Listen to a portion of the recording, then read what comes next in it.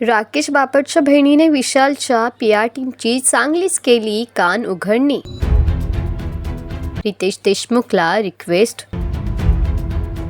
Big boss मराठीच्या घरात नुकतंच राकेश बापट आणि विशाल कोटियन यांच्यात जोरदार भांडण झालं. नॉमिनेशन टास्क दरम्यान विशालने राकेशच्या वैयक्तिक आयुष्यावर कॉमेंट करत त्याच्या घटस्फोटाबद्दल भाष्य केलं.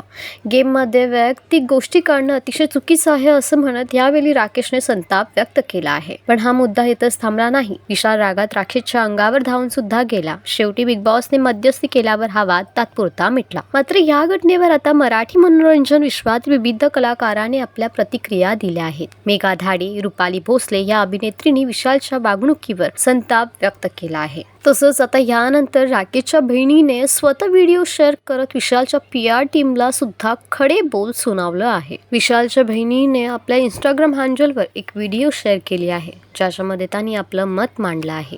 या व्हिडिओवर लोकांची वेगवेगळी मतं सुद्धा येत आहेत.